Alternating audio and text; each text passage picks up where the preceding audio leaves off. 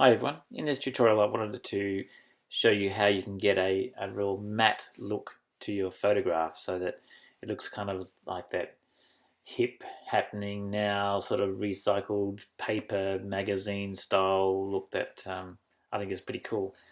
I mean, we go for really rich blacks in our photos most of the time, lots of contrast, but sometimes you want to take that contrast out a little bit, or at least take it out of the blacks. So this is how I do that. So this is a photo of Tony Hewitt that I took on a road trip that I did with him last year in America, and I love this photo because of the scale. I always talk about scale in photographs and how you can introduce that look of scale by putting a small object in amongst a scene, which really, in this case, you can see that the trees are quite massive when you see Tony there, and I'll just zoom in a little bit.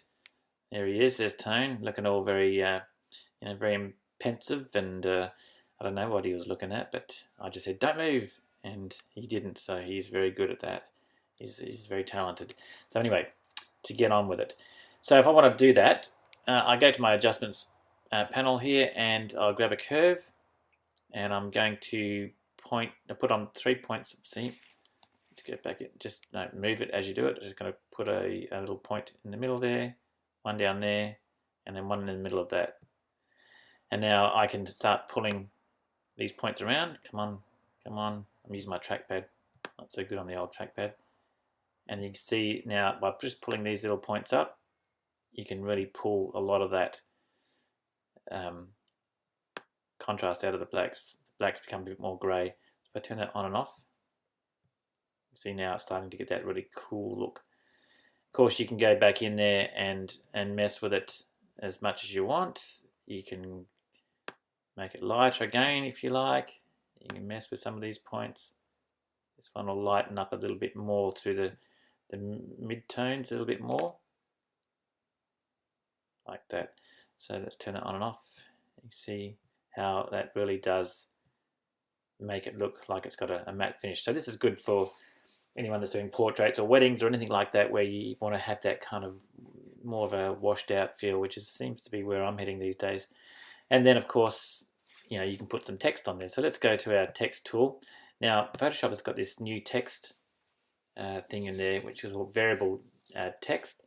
So I'm going to just type in something, let's say road trip. Hope I can spell that right. Yes, there we go.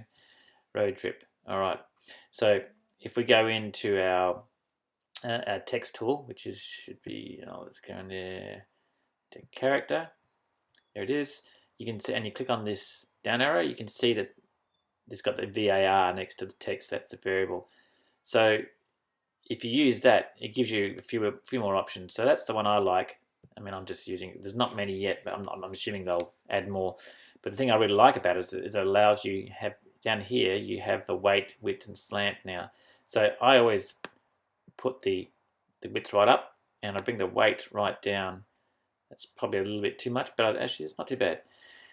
And then that gives you a really kind of trendy, cool looking font or typeface. I don't know if you call it type or font, typeface or font, because my wife always says it's not a font, it's a typeface. But anyway, so there you go. There's your little road trip, and you can put that in the middle, something like that. Remember that it's only on those typefaces that have the VAR afterwards. So there's a few more down this way somewhere. Where are we? Come on, there's got to be another one here somewhere. Oh, anyway, there you go. There's one. Yay. Yeesh, that doesn't look too good, does it? Let's go backwards in time.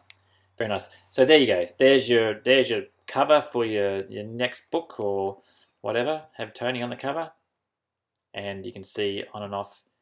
It's pretty cool. All right, have fun with it.